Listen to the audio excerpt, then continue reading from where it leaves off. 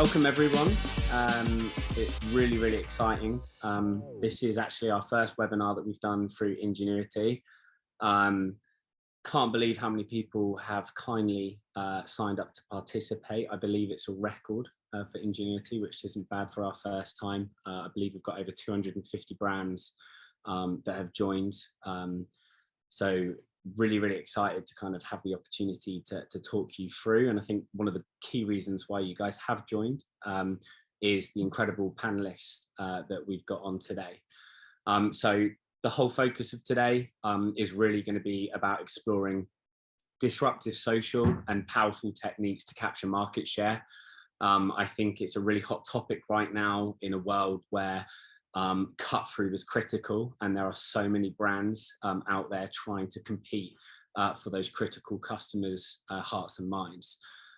So a quick intro. I'm Sam. I'm the CEO of Buddy Media Group. I was previously the managing director of Social Chain with Steve Bartlett. I've worked in the space for about 12-13 years, doing kind of global activations for some of the biggest brands in the world.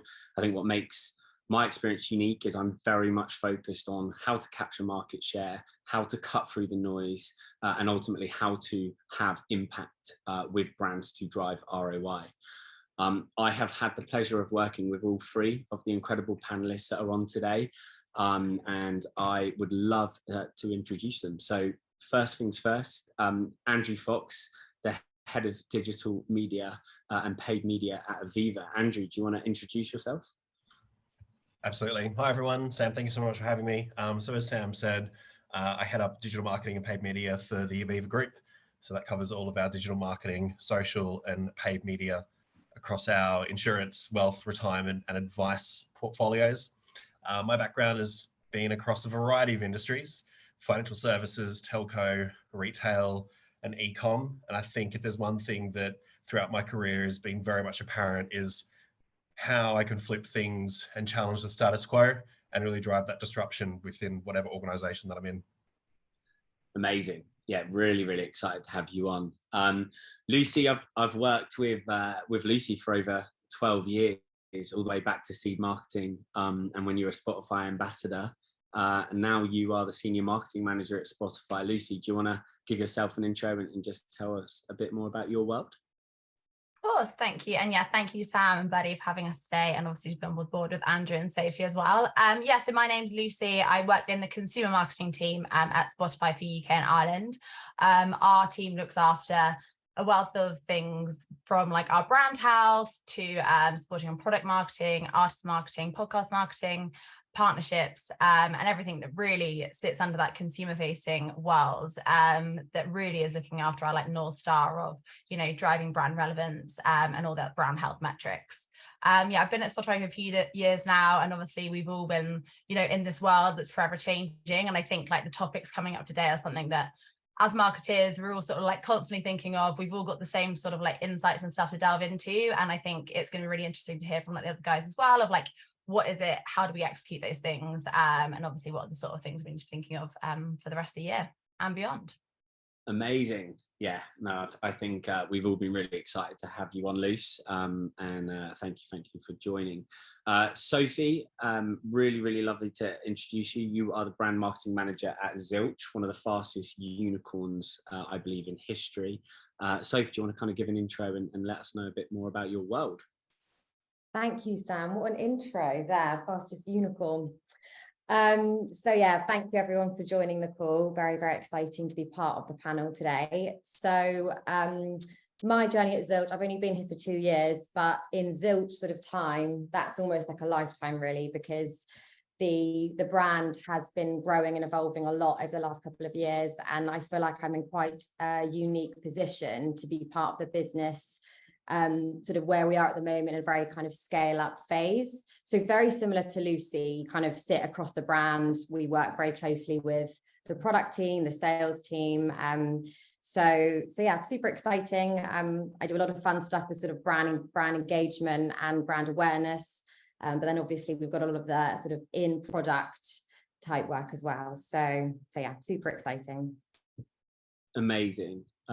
So I think just to kick things off, I'm conscious that we want to get into the questions. I think from my perspective, we recently did a similar panel. It was a live panel at the Youth Marketing Summit, Voxburner YMS. And one of the biggest goals that I feel is missed on these chats is about guiding principles. You know, our job here today is to hopefully excite you enough with the experience that we've collectively got, but also leave you with really guiding principles and tips that you can go away and apply yourself. This isn't going to be about who we are and you know, a sell. This really is focused on trying to add as much value as possible. And after having a couple of run through sessions, I'm really confident we're going to do that. So just to kind of set the scene, the agenda for today, as we said, storytelling and the importance of deeply understanding your customer, disruptive social activations that drive, consider, and actually capture market share, why integrated campaigns are so critical to driving impact and brand consideration, 2023 and beyond, the trends brands need to consider and stay ahead of the market. I'm sure AI will be part of that topic.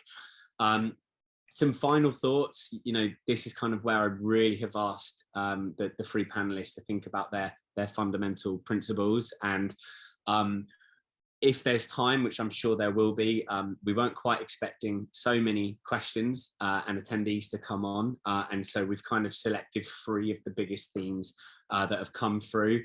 However, just so you know, off the back of this, when we follow up and we share the key takeaways in this video, we're also going to kind of respond to some of the other questions and give some time where we can explore that as well. So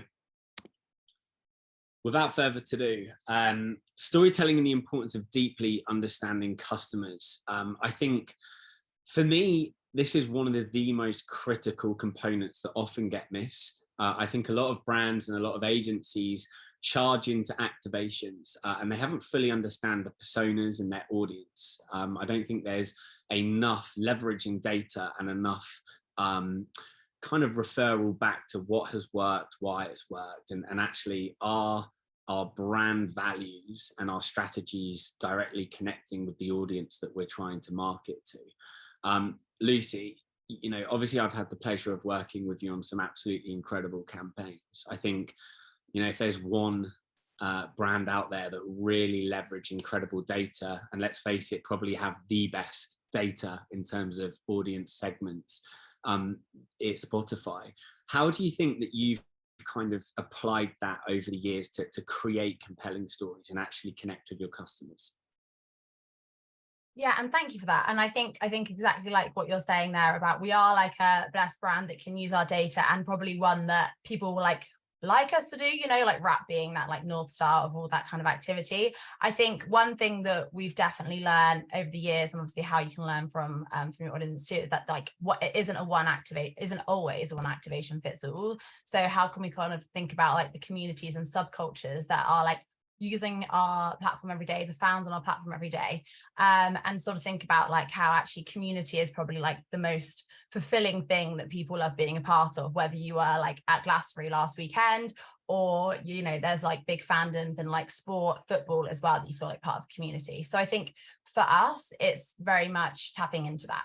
So I think when you think about, like, to your point around storytelling, I think we would look at stuff, communities and things that are happening on platform and trends that we're seeing there. I think a great example of that is our playlist brand, Misfits 2.0, which actually started in the year 2020, which is basically a playlist for all the new generation of artists that are like hyper engaged audiences that aren't necessarily always fitting into one genre, but that might be in like the rock space, hip hop space, etc., etc. And that kind of like creating like a traditional like rock sound as well as like new music, and creating a playlist brand and a home for all that.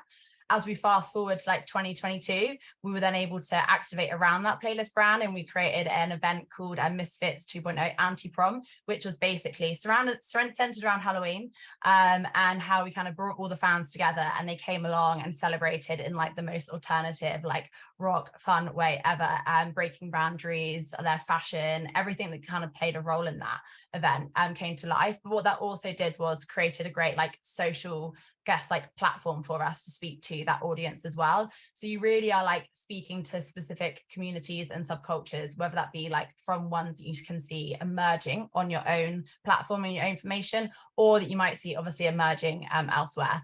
So I think for us, we kind of tapping into that a few times now. You'll see a lot more of our like, I guess, like sub brands come to life, and that can speak to different audiences in their own right as well. Amazing. I'm always envious of how fun your world is at Spotify. Lucy's also in the bad books because she had all the fun at Glastonbury last weekend without us. But I think something that was really important there is about subgroups and tribes, and making sure that you're really aligning with personas. I think often, particularly when you're busy and you're working at scale, you can fall into the trap of, for example, targeting, 18 to 34-year-olds instead of actually the 4 or 5 different personas with different walks of life through that. And so then when you're creating content around that, you can often miss or, not quite connect. I think a brand that has a million personas with a million different products that they need to align in with is definitely Aviva, Andrew. How do you manage to, really make it unique and hone in on specific audiences while still managing to deliver across a PLC group like Aviva? Very great question, Sam. So, look, we've recently done some work with understanding obviously all our different customer groups by different products, and really honing in on customer motivations. And something that's obviously very topical at the moment, which I think we can all agree about, is the cost of living crisis, which is still a big issue across the UK, and affects many different people in many different ways. And so it's the perfect example of where we've had to really understand deeply our customer needs and kind of the impacts along the different products that we have, and the different types of customers that we have in subgroups as well, and how something at such a macro level is impacting them, and making sure that we're not tone deaf in terms of what's happening in their world. Now, there's 2 ways that we could have responded to this. We could either stuck our head in the sand and ignored it, or in our case, decided to lean in and find ways that we can actually help people across different demographics with different products, with different kind of backgrounds, and look at ways to help them manage their money, budgeting, and ways to even save on some of our products and services that we actually offer.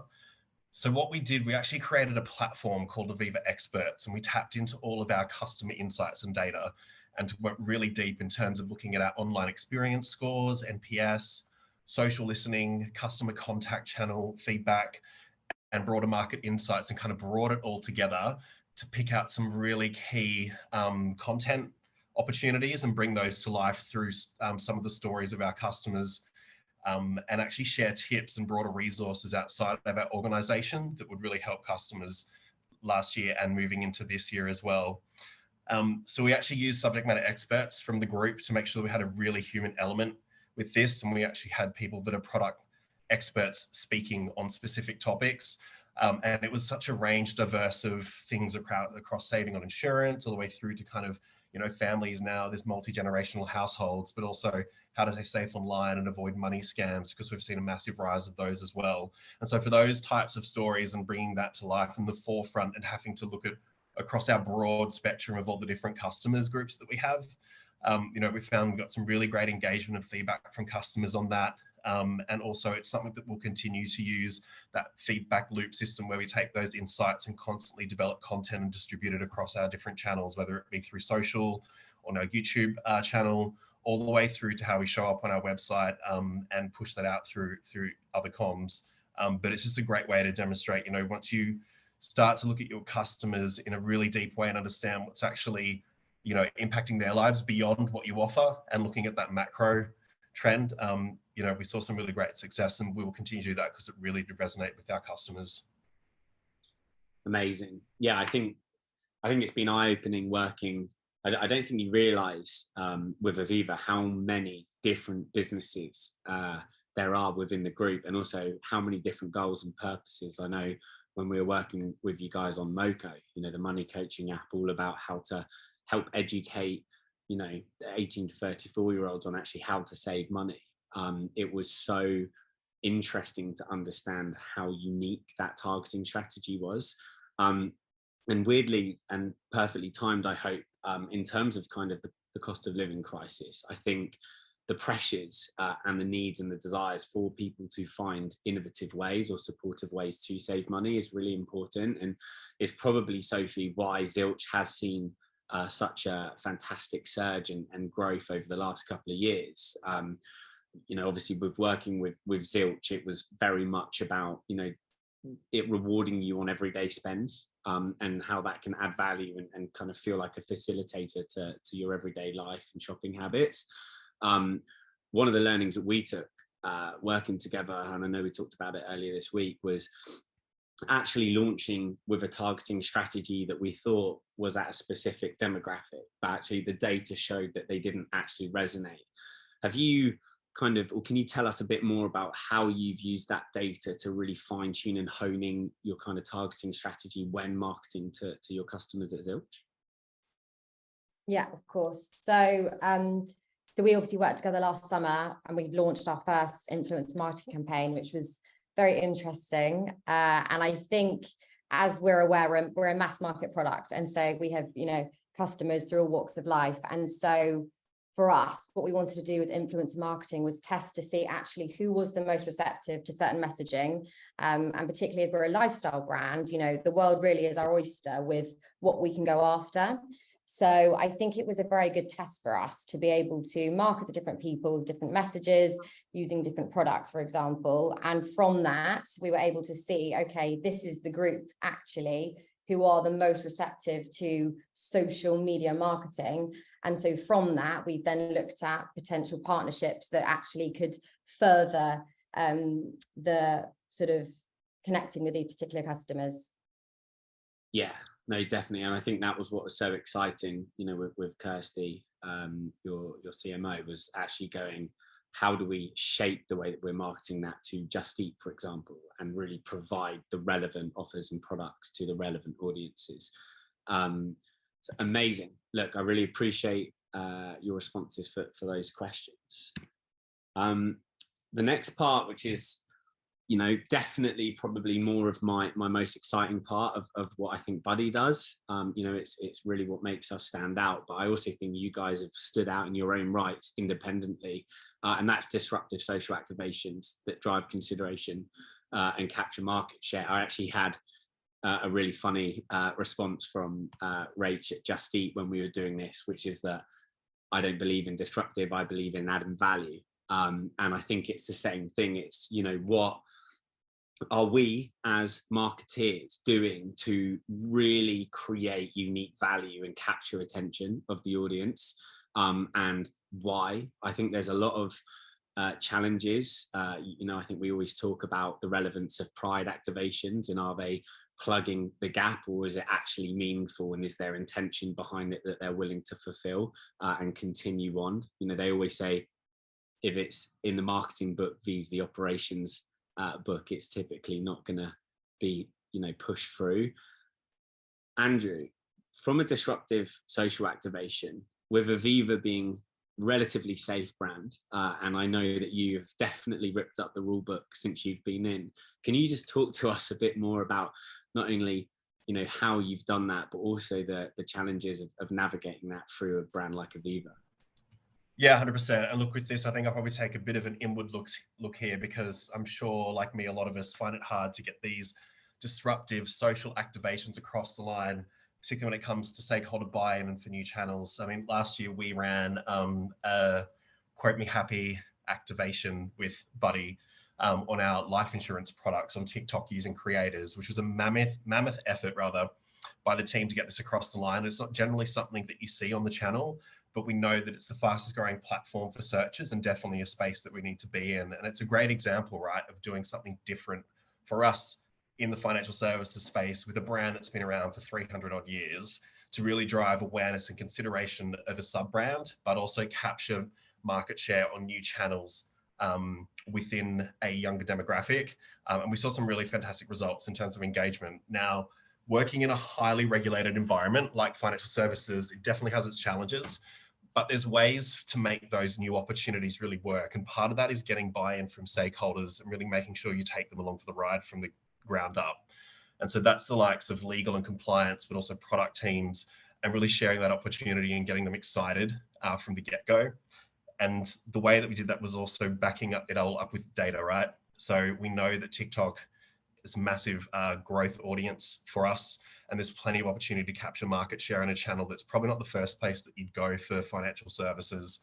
But you're definitely more likely to get buy-in from stakeholders from that starting point, particularly if you can size up the opportunity and lean on your agencies or partners or internal data and insights to really bring to life some of those broader market insights, as well as the size of the prize, and really frame it up as a test and learn opportunity. And then of course shout about those learnings, good, bad, ugly, because it is all learning, right? And I think that's the only way you're going to disrupt. Sometimes it's going to really work and really sing. Other times it's not going to go quite as well as you would have hoped. In this case, we did get some really great learnings, particularly on the creative analysis and how to drive greater ROI versus what we normally do with our traditional paid media across social. And it's definitely forged some new opportunities for us, for our other brands, including Aviva. So definitely more to come on TikTok from Aviva. So watch this space. Yeah, it was only the 9 rounds of iterations with yeah. I think. But you guys got there, so it's good. No, it was amazing. And I think actually, just talking about that, I think, sometimes it's just about connecting and humanizing the brand. I think, Soph, you guys had such a focus on growth and delivering these incredible offers. But I know with the Zilch list in particular, one of the goals was, how do we actually humanize and give back and make people know that we aren't just this incredible tech kind of financial service solution, we're real. Do you want to talk to us a bit about the Zilch list that was activated at Christmas? Yeah, no, of course. So I mean, exactly what you've just said, trying to make a financial brand, a human brand, and very much a lifestyle brand is difficult. But I do feel quite proud in the work that we have delivered over the last couple of years. And the core focus really is about sort of capturing market share through building the brand. And when I say building the brand, I mean sort of through brand love. And we've managed to do that really through creating a series of content under an umbrella called Share the Love. And so we do this through key moments in the year. So it might be Valentine's, Black Friday. Our hero films have really been the last 2 Christmas films that we've released. And most of them are kind of competition based. So very much, straight to the audience, asking our customers what they're wishing for and then delivering it. It sounds super simple. But the last 2 years, I've been driving around in a green Zilch van, delivering presents across the UK. I've been a real life elf. And it sounds almost made up really, but I have to say the fact that we have been able to go to our customers' doors and deliver their Christmas wishes is actually just incredible. And I think kind of seeing all of the comments and the noise around that has really helped boost the brand. So I think it's been a super exciting thing to be part of, and we've got a lot of exciting plans this year as well on how we can do that, because I think, of course, being a scale up, we have to focus on sales and all sorts of that and all sorts, but I think building brand love is something that can sometimes be forgotten, but we've tried to make that a core part of what we do. Amazing. And I think, a brand that nails that more than ever is Spotify. I think every year the Spotify Wrapped is something that, I smile at. It generally connects with me because it feels personal. And I feel that Spotify have such a unique set of data, but we've also been clever enough to really apply that to make it meaningful. Lucy, I know you've got a million different amazing activations. Do you want to talk about a couple that you've done over the last 12 months that have really hit the nail on the head? Yeah, thanks. I think the connection between like what Sophie spoke about Zilch and like Spotify Wrapped in general, it's like gifting your fans, your users, your customers, whatever, like you guys, whatever people call them. Obviously we're here speaking to fans, but in general, like gifting those people with something that kind of turns them into your own like social ambassador without it even intentionally being the case. Like they're then so happy to receive those gifts from Zilch, they're sharing about it. And I think that's what also very much makes like a solid social activation. And I think that's something that from taking, you know, again, the beauty of a hero campaign, obviously wrapped, you can sort of then create multiple moments throughout the year that are similar to that, creating these like lovely little delightful like Easter eggs of like for like each of our fans, and you can do that whether it's like a big moment, or maybe like a target to like a super fan based group. And I think we do that more often now than just that once end of year stuff. So the way we do that is through like amazing like listening experiences on platform. And a recent one that we launched not too long ago now was with BTS, and obviously targeting BTS fans. We all know that K-pop fans are like super hardcore, are very committed, and are very, very active on social. So I think pairing that with a nice gift to those fans is probably going to create this very disruptive social takeover in that moment. So what we did was played on our My Top 5 franchise, which is something that we do where we speak to a fan group of artists, and we ask them to rank their top 5, maybe top 5 songs or top 5 albums. You know, in a way, I think like, although everyone could be the same fan of, say, BTS, they've all got their own separate, unique, like personal listening experiences with those people. And I think you can like give something to them play with, to then naturally share on their own socials as well. And that kind of like experience that someone could go through, very personalized to them, also has their own input, is what then creates an amazing like unique experience people are proud to share, want to share and speak to their friends about online and offline, I'm sure, but we just can't track that one. And so I think in general, like that'd be something that we will continue to do. We know it works. I think you can obviously very much elevate that by speaking to and working with influencers that are also naturally fans as well, to sort of like give it that extra push. And those sorts of like listening experiences that are unique to the user, unique to fans, and obviously unique to us, the brand, is something that we'll like want to continue to do. And I think in general, within like the marketing world and the brand world, there are those sort of like niche little like things that only your platform or your product or your services can offer, you can give to fans, then turn them into basically like your own ambassadors online anyway. Amazing. Yeah, I think from my perspective, one of the most important things of disruptive activations or kind of social activations is you know, making sure you start with the end in mind. I think there's a lot of times brands and agencies will go charging into an activation with not really clear objectives as what they want to get out of it. And so then it can get convoluted with trying to hit too many different objectives and fall short. And I think it's okay. And actually it's championed to really tailor a specific activation or moment to a specific audience, whether that is students. And then the other thing is make it about them. I think so many brands make it about themselves and how great they are, as opposed to thinking about what value they're adding to the consumer, because in this day and age, consumers are so savvy and they are so aware of when you're not being authentic that it will shine through. And so that's often what we'll challenge brands and kind of the team to think about is definitely what the outcomes are and is it aligned to achieve that.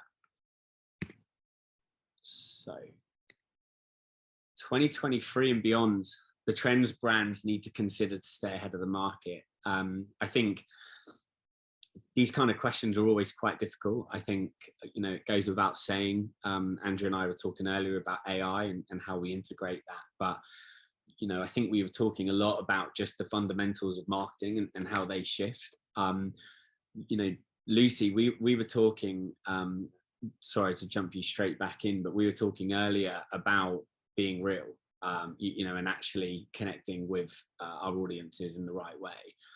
Do you want to talk about kind of what you're planning or how you're looking to shift your approach over the next 12 months with Spotify?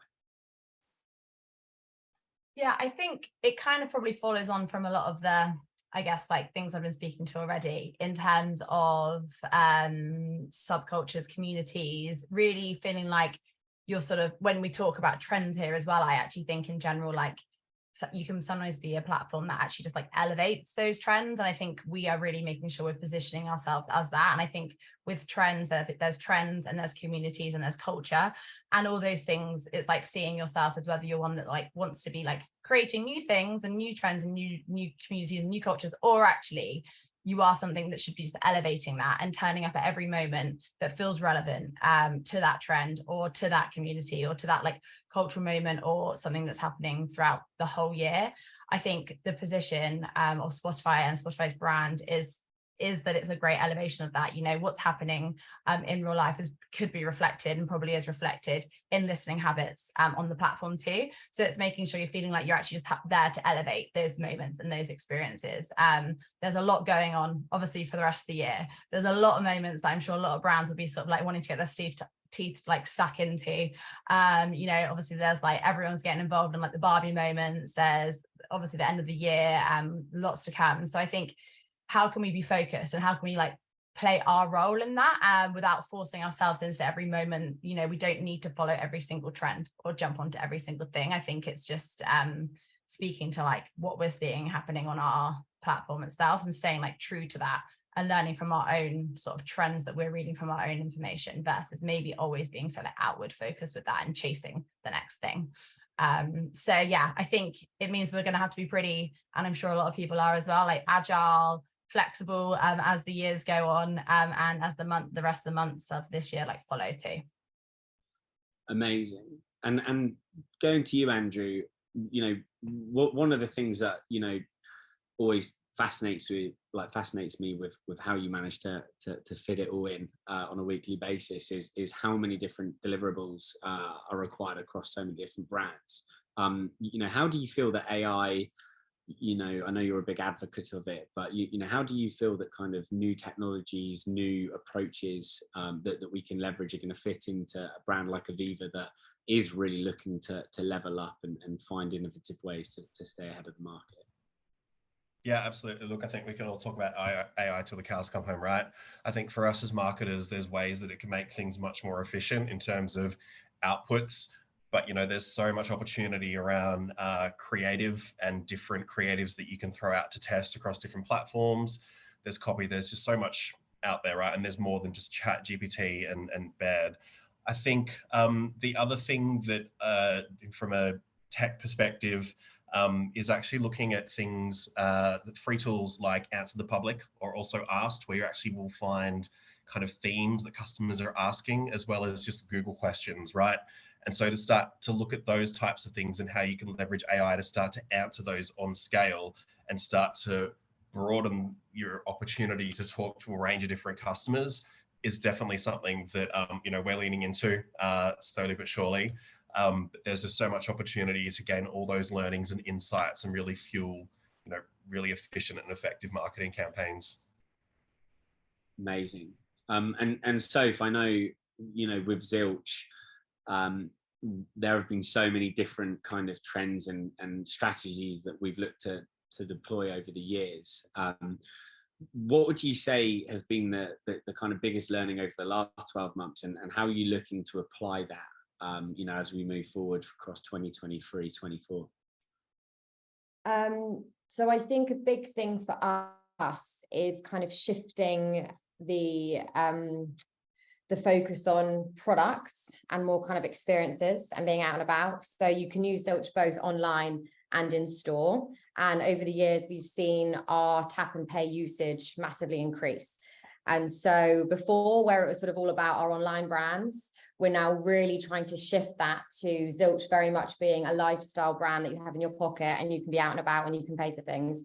I think I hate to say the whole post-COVID world because it's such a cliche, but the fact that, you know, everyone is wanting experiences. I mean, you know, I'm sure Lucy can vouch for Glasgow being, you know, a massive year again, and everyone loving to be out and about. And I think thinking about trends for us, even though there are key shopping moments, so, you know, we all know about Black Friday, obviously Christmas, etc. I think something that we're really trying to hone in on is what are the key moments as well for experiences. So when are people buying their festival tickets? You know, when are people buying their holidays?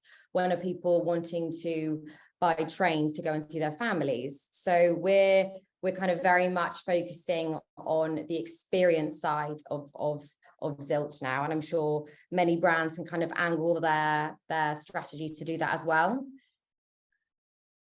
Very good answer. Yeah, I think you know, one of my favorite sayings when I'm talking to brands or the team is, you know, it's not the festival ticket that you buy, it's the experience of a lifetime that you share with 5 of your friends that you'll never forget. Like, that's actually what you're selling. The ticket is just the vehicle to get there. And I think a lot of brands sometimes, you know, lose sight of the fact that people are human, and they do want to feel good and they want to be entertained, but they also want to feel like you care and that you're like consistently adding value. And I think one of the biggest bits of advice that I'm kind of working with the team and the brands that we work on is, you know, what do you stand for? And are you genuinely adding value and looking to connect?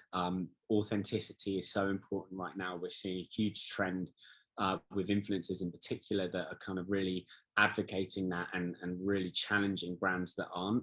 And I also think, you know, having the opportunity to work on kind of partnerships where, you know, it isn't always on you as a brand, and, you know, Zilch are nailing it with really reaching out to the partners that they work with so that they can combine forces to add even more value to both of their customer bases, to make both the parties' lives easier and add maximum value.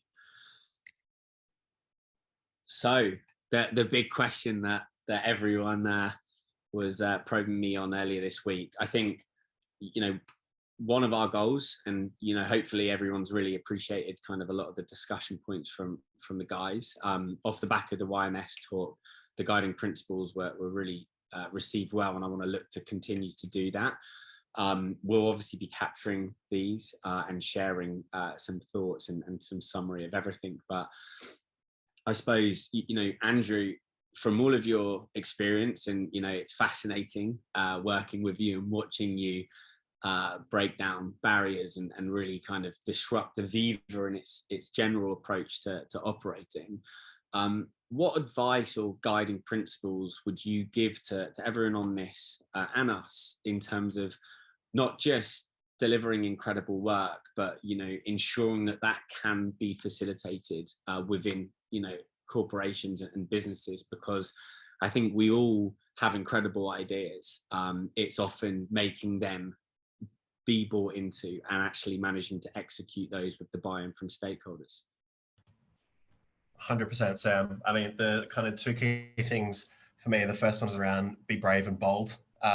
Always try and find a way to do something new, whether it's something that you start small with, and it could be just a difference in creative or messaging, and then kind of snowball from there. You don't want to be doing what everyone else has been doing in your industry. You want to flip it on its head, just like Sophie and Luce have done in their industries and organizations as well. And really challenge what always has been done, because that's really where the magic happens and is created. It will be a slog, but I think as long as you find a couple of champions to help you along the way and navigate any of the internal bureaucracy or bullshit that you have to go through, is definitely key. I think the second one is ground everything that you're doing into, you know, your customers, from insights through to human truths. Like, create those moments and find those moments to connect with your customers within their key life moments. And that, for us, that's from, you know, buying a house to starting a family. But all of the brands, Zilch and Spotify, have their own as well. Those key moments for where brands can really tap into and really resonate with customers. I think that is where we're going to start to win in the next couple of years. Amazing. Sophie, give us your magic. No pressure. So I've kind of got 3. I mean, obviously there are so many different things, but I've just tried to pick out 3, which I think are quite important for us here at Zilch. So the first one being, and it's classic, but keep your customer close. And so what I mean by that is sort of not, you know, doing research a few years ago and it's sitting there and then just sort of keeping that at the top of your mind, but, you know, regularly engaging with them. And so what we've actually done is we've set up recently a beta sort of testing group for our app. And it's about 150 customers who are our top customers. And now we are sort of regularly engaging with them and testing material on them and getting their thoughts. And so it's been really interesting actually getting to know them and hearing exactly from them their thoughts on sort of what we're putting out at the moment. So I think that's one thing, keeping the customer close. Second thing, once again, sounds very simple, but A/B test. So, you know, with all of our material, our emails, our SMS, our push notifications, you know, we're always torn in the office. Everyone's got different opinions on what's a good message and what isn't a good message. And I think sometimes it's easy to go with the opinion that everyone has. But sometimes we're really shocked and we'll test something and, you know, something that we really didn't think would perform does. And so I think we're constantly testing. And then the final thing is a little quote I have for you here, a little quote to end on. Wow.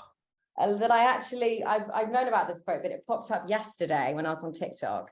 And it was about sort of saying that people forget what you said, they'll forget what you did, but they won't forget how they made you feel. And I think that very much is at the core of, I know it sounds so cheesy, but it is actually at the core of our brand films that we do, because I do think they're quite emotional when you watch them. And I think that it's nice to create that emotional connection. Like you say, it's not the festival ticket that you bought, but it's the memories that you've made with your friends. So it's very much about sparking any emotion, whether that's laughter or, you know, whatever it might, well, hopefully a positive emotion.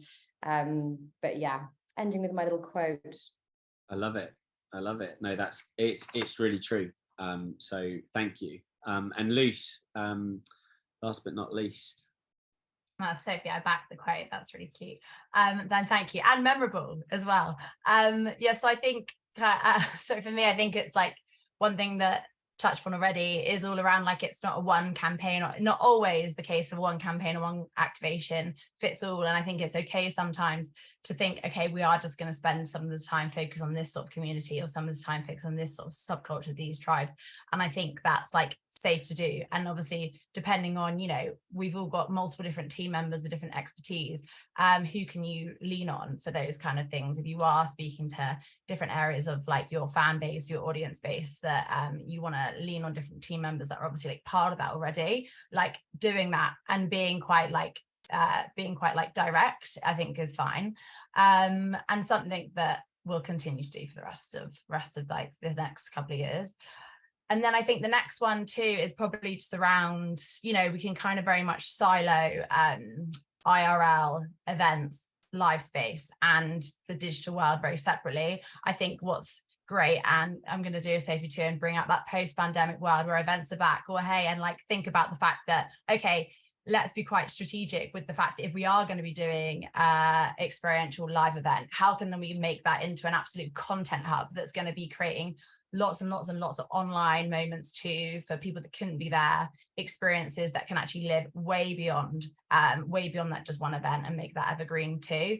So really pairing up that like IRL, URL experience, and of course, like, for the fact that, like we say, like, if it is like internal buy-in too, you need to be making sure that those sort of events that you are doing, that's going to take a lot of time, resource and budget, can also have immense impact, like beyond the live experience, and sort of being smart with how you approach those things. Amazing. Yeah, I've got a couple more questions that I want to talk to you about with the IRL in real life kind of stuff. I think for me, I think they're incredible bits of advice. I think for me, like, when I'm always thinking about, you know, the outcomes and delivering success, I think one of the most important things, and I've said it a couple of times already, is, you know, start with the end in mind. Like, if you do not know where you're trying to get to, you will not start and deliver the excellence. And I think it's so important to sit there and go, if we're having a beer or a coffee in a year's time and we're looking at each other, what do we want to see as success, and what do we want to be saying to each other? Because then you can work backwards and start really kind of integrating and looking at the different things that you need to do to achieve that. And then I think integration, I don't think one activity is the way to win. You know, influencer marketing, PR, media, you know, organic social, all of these different elements, they're all incredible. But when they're put together in a holistic campaign, that's when the magic happens. That's when you drive viral uplift. That's where you get those really powerful moments that everyone kind of talks about and champions across the year. So, your questions. So I know that we've covered a lot of these and covered a lot of these topics. But if we just go through, I think we've got time for kind of 2 or 3 of the questions. And actually, you know, I think one of the biggest, scariest kind of challenges ahead are, you know, what are the challenges that we're going to face as we move forward. You know, how are we going to connect with audiences and maintain that kind of market leading share? You know, for me, I think my biggest concern in the market is, you know, how are we staying, you know, authentic and humanizing the brand with AI coming in? You know, I think AI is going to be an incredible facilitator, but are we at risk of losing the core essence of connectivity? You know, that is something that we're staying really focused on. And I think you can have the most efficient activity in the world, but if you lose that touch of connecting with humans from a human point, I think that you could lose the brand positioning and the kind of storytelling element. Andrew, you know, from your perspective, just quickly, you know, are there any concerns or kind of things that you're thinking about for challenges over the next kind of 12 months? Yeah, I think the, you know, AI is an interesting one, but I as you said, I go back to that human element, right? We know that the big top influencers probably don't resonate as much as they used to, and it's finding those smaller pools or segments of customers that and influencers, micro influencers that you can use to leverage and really bring your brand to life. I think that's going to be something that we've started to see and will continue to see as a challenge. Amazing. Sophie, you know, from a Zilch perspective, you know, can you talk about kind of anything that you're planning for or you're wary of that you're kind of really thinking about building best practice for the next 12 months? Just wanted to touch on your AI point there as well, because I actually was, before this call, I was speaking to our head of design about AI, and he was sort of speaking about all the tools that they're using at the moment from a creative perspective, and how it's super exciting, but it's also in a bit of a funny, it's at a funny stage. And he was saying exactly what you were saying. You know, we need to be careful that we don't take it too far and we lose our kind of our sense of being real, because it's obviously it's a bit of a gray area. So just wanted to add to your point there. And then in terms of biggest challenges in social, yeah, I mean, exactly what's just been said, Andrew, about the influencers as well. I think, you know, for this year, I think we all know what's happening with you know, influencer marketing. People are becoming more clued up and less susceptible to it, and so it's about really integrated campaigns, and it's about more kind of like very natural product placement, as opposed to this is what I'm selling, please buy it. Like people don't want to be sold something, they want to act like they've discovered it themselves. So it's very much kind of adopting that natural storytelling, brand building approach whilst trying to sell something. Love it. And Luce, like one thing I don't ask you enough really is, obviously there are a load of challenger brands and kind of, you know, businesses that are kind of looking to recapture market share and do things differently. You know, do you ever fear that you know, new channels or new brands that are kind of coming in to displace you, do you try and follow those trends to keep up with them, or how do you stay aligned with the core value proposition of Spotify? I think touching on, like you're saying, keeping up with everything that's happening is like, I think for all of us, we'd like lose our sanity in our jobs if we had to be doing that all the sort of time. But I think as well, like it's not always the case of like jumping on every trend, following every trend as well. But I think there's also a way of like, similar to Sam, what you're saying around like what's that campaign's like goal at the end of it. Let's make sure we're driving towards it. I think as well, like going back to your just like daily, weekly reminders of like what is your company's, your brand's actual purpose. And to Spotify, it's obviously like inspiring creativity, so that creators, artists, podcasters can like have a life doing what they love, as well as then fans to be inspired by all that work, and therefore like keeping true to that throughout everything you do. And obviously all the stuff you're doing on social and new channels, like new social platforms that are like emerging, what one serves that purpose, and what one maybe, you know, you don't need to jump on that right away. Maybe there'll be a time and a place that you can have like a bit of an integration there. So sort of like taking a few like steps, I think, with that sort of thing. And I think it's similar with like everything you're saying about AI and all those sorts of different things that have been emerging as well. We don't need to jump on them straight away, because that could technically like be a mistake if we're all suddenly, you know, using ChatGPT for our social, like, you know, we're not going to be doing that, and people aren't just going to be jumping on it. So I think, yeah, I think it's like taking a bit of a few steps back, reminding yourself of the purpose of the brand and what it stands for, and then aligning that with everything you do, because at the end of the day, for a lot of us, like, social is our way that we're like showing off the face of our brand and speaking to our fans, our customers, our audiences through those channels. That was a hard question and an even better response. So I love it. So what are the most impactful strategies brands are kind of leveraging to drive sales and growth? Biggest learnings for me that I've had is, I think from someone that's quite renowned for driving direct ROI through more performance strategies and disruption. I think as we've grown as a business and we've evolved, and, you know, working with large operational kind of plays with the likes of Aviva, I think it's also about thinking about the story and the narrative and the upper funnel strategy that actually connects with people.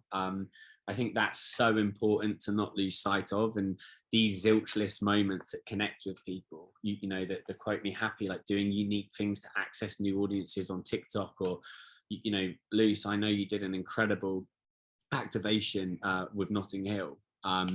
You know, those kind of moments that you bring in to hone into to kind of act as that upper funnel strategy is so important. The other thing for me is, one of the biggest questions I ask is, if you're not going to take the time to understand your audience, why should they take the time to understand your brand? And I think that's such an important question. And I think tying that back with the data and then applying that, you know, and really looking at how you can shape the way that you hit people is so important. You know, Soph, I know that when we were working together, we tried so many different strategies, but, you know, the kind of performance influencer route and the influencer strategy in general was a really powerful one. You know, how have you managed to, you know, continue to test and continue to add that value, but still manage to deliver the ROI that all of the powers that be seek on a month-to-month basis? I just wanted to quickly go back to your point there. You were saying about data. And I think something that's actually been really interesting for us, because obviously we've only been around for a handful of years. And so we can kind of think in our heads that there are certain moments that are actually massive. So for example, this year, Father's Day was actually much bigger than Mother's Day. So, but we put more sort of prep beforehand into Mother's Day, thinking it was a bigger moment, but it turns out that people more so will take their mother out for lunch, whereas people will buy more things for their dad. And so I think looking back at data for us over the last year, I mean, it sounds obvious, but, you know, I think we definitely will help shape next year massively. So I think we'll be able to utilize the data, and then hopefully that will then be able to shape, for example, you know, our influencer marketing next year. You know, will we have a whole Father's Day campaign? You know, will we utilize that? So I don't really think I've answered your question there, Sam, but I've answered it in the way that I wanted to. Well, there we go. And that's all that matters, Sophie. I wouldn't expect anything less. I think you have. I think ultimately what you've highlighted is that we're planning, and we often plan based on assumptions, right? Yes, actually, exactly. The data, you've utilized and leveraged the data, and then that's allowed you to shift your strategies and maximize the outcome. So yeah, exactly. Perfectly. Yeah, and I know that Lucy touched on it earlier on. You know, there are obvious key moments and trends that I think every brand jumps on, but actually by looking properly in your own data, every single brand will have moments that others don't. So I think that's probably been something that we've discovered as well. Nice. And Andrew, you know, I know that you're a big advocate of, you know, doing things properly, you know, not just dipping your toe in and making sure if you're going to do it, you have the impact. Do you want to talk about some of the changes that you've made to Aviva with the growth strategy for 2023? Yeah, absolutely. So historically, the majority of our spend has been either top line brand, which our brand team lead, and then performance trading to drive sales and drive new customer acquisition. And that kind of middle piece around product awareness, consideration, demand gen, all of it, spending only in certain pockets around some hero products like our car insurance. And so perfect opportunity to start to build up more product awareness for some of our lesser known products like health insurance and direct wealth, which shifting budget from squeezing as much as we can out of our performance trading at the lower end of the funnel and actually bolstering it up to drive much more of an educational piece with potential consumers, building new audiences to then fuel that full funnel conversion and make things much more efficient. So by having a much broader focus in terms of where we're putting our dollars, it's definitely made things be much more efficient, but we're still not there yet. We need to be investing much more in driving that product awareness in specific categories across a range of different channels. And social's been a really good one for us that we've seen some really great traction in, but looking at it in the more broader context and really honing in on different customer segments through the likes of online video, and dabbling more in kind of outdoor mediums as well. Amazing. I'm conscious that we're near the end of our time. I think we've kind of touched on this. How do we convince key decision makers, stakeholders to be disruptive? Again, it's, as Andrew said, it's take the stakeholders with you, right? It's making sure that we've got the data. With our TikTok strategy, Andrew, it took 3 months of hard data and business cases and justification and research behind that. And I think it's for me, it's have a clear goal and make sure that you make it as easy as possible for those stakeholders to buy into that and understand why, if they invest in it, the outcome will be there. And that sometimes, at some point, it's also from a fear perspective, what happens if they don't embrace that trend? What happens if you don't embrace TikTok as a PLC like Aviva, and can you afford not to do it? So just given that there's 2 minutes, I think, firstly, I just want to say, thank you so much, Sophie, Andrew, Lucy. You've been absolutely incredible. Hopefully everyone, all 258 of you, have loved kind of what we've gone through. I think, a couple of points that will follow up, but just that I took away is be brave, and bold. Ground zero is your customers, and make it relevant and keep that customer close. A/B testing is everything. Let the data do the talking. Integrated campaigns win, in real life, PR, comms, digital strategies. When you tie them all together, it really drives impact. Don't jump on trends, NFT projects, Web3, it's all incredible, but know your craft and deliver it with excellence. Start with the end in mind. If you don't know where you're going, you'll never start in the right way. And then Sophie's incredible one with you'll never forget you'll forget what they said, you'll forget what they did, but you will never forget how they made you feel. So thank you very much, everyone, and we've done it with a minute to go. Cheers, guys. Thank you.